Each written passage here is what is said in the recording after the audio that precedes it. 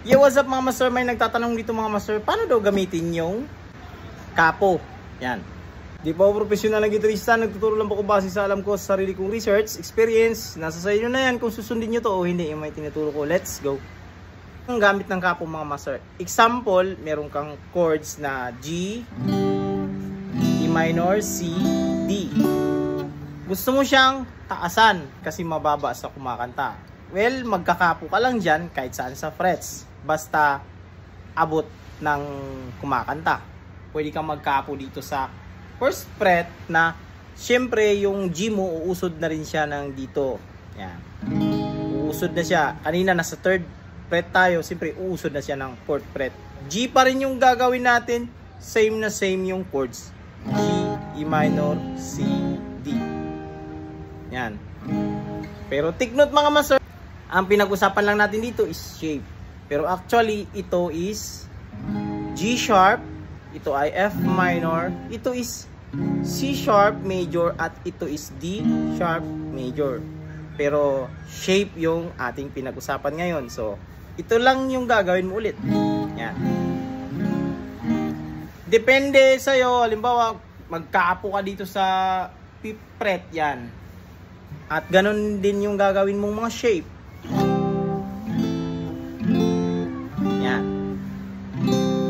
Pero yung chords niya is meron tayong C, A minor, F, G. Yan. Ganun siya. At ganun din pag meron tayong mga chords na matataas na gusto nating babaan. Example, meron tayong chords na A, D, at E. Yan. Pag gagamitan natin ng kapo yan mga master, pwede naman nating din gawin na mag-G tayo para sa babaan natin, G, C, D. Pero halimbawa gusto natin ng ibang shape. Ayaw natin na mag-G tayo tapos C, D. So ang gagawin lang natin, babaan natin siya galing sa A, mag-G tayo. So magkakapo lang tayo sa third fret. Kapo tayo sa third fret. At yung ating chord nito is E na shape. At meron tayong A, shape, at B. Pero yan ay chords niya is G, C, D.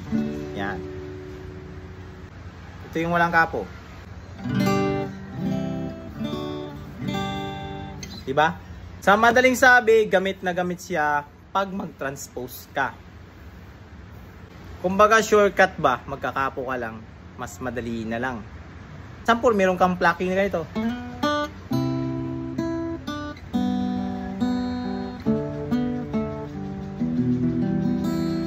Ganon. So, gusto mo siyang i-transpose sa ibang key or gusto mong taasan yung kanyang pitch. Hindi ka na mag-shape ng chords dito. Alam ba? Yan. Magkakapo ka na lang. Kakapo mo siya sa second fret para makuha mo yung A. Yan. Second fret. At adjust ka na lang din dito.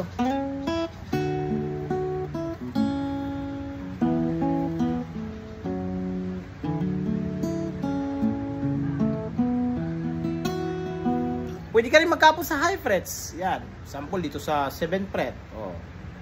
Taas na yan.